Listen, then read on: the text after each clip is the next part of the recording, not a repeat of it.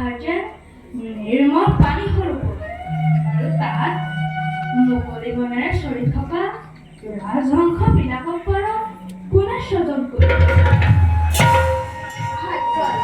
দাদা, তুমি নিশ্চয় আমাৰ ৰাজ্যত যিমানবোৰ বস্তু আছে সকলোবোৰ দেখোন আমাৰ প্ৰজাবোৰে স্বজন। সেই কথা ভবা নহয় দাদা।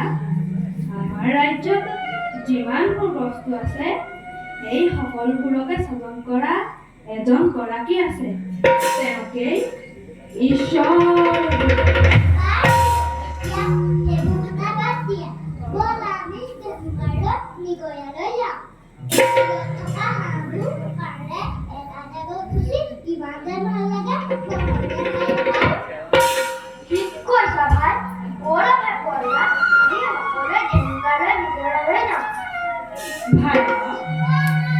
মৃগয়া কৰা আৰু বনৰ পশু পক্ষী বধ কৰা মহাপাপ।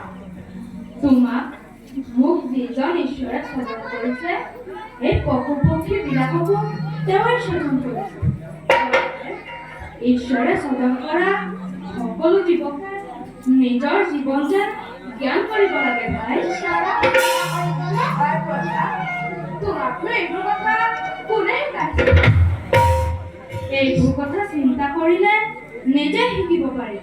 গতিকে ভাইহঁত, ঈশ্বৰক চিন্তা কৰিবলৈ শিক্ষা লোৱা, তেতিয়াই সকলো জ্ঞান লাভ কৰিব পাৰি। ঈশ্বৰক চিন্তা কৰিবলৈ কি শিক্ষা কৰিব পাৰি? জগতকৰ্তা ঈশ্বৰক চিন্তা কৰিবৰ বাবে তেওঁ অনন্ত মহিমা কীৰ্তন কৰিব লাগিব। কাৰণ হৰিনামৰ বাহিৰে এই সমস্ত জগতত কোনো বস্তুৰ দ্বাৰাই ঈশ্বৰক পাব নোৱাৰি। সেই ভাইহঁত, পবিত্ৰ হৰিনাম গাবলৈ শিক্ষা লোৱা, ঈশ্বৰে আমাক কৰোণা কৰিব। তোমাকনো হৰিনাম গাবলৈ কোনে শিকালে? তোমাক কোনে শিকালে? ভাই, হৰিনাম গাবলৈ কোনে শিকাব নালাগে। শুদ্ধ মনে শুদ্ধ চিত্তে ঈশ্বৰক ভাবিব পাৰিলে তেওঁৰ অনন্ত মহিমা কীৰ্তন আপোনা আপুনি ওলাই আহিব। সেইকাৰণে তুমি মাজে মাজে হৰি কীৰ্তন কৰা।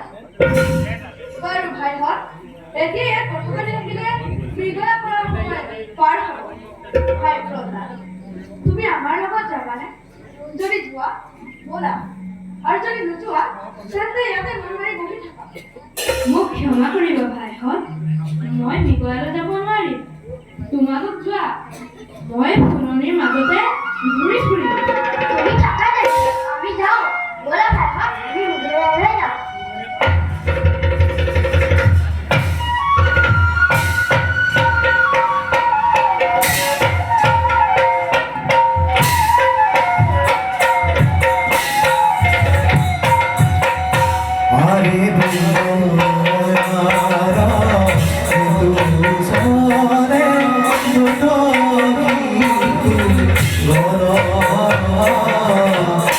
Te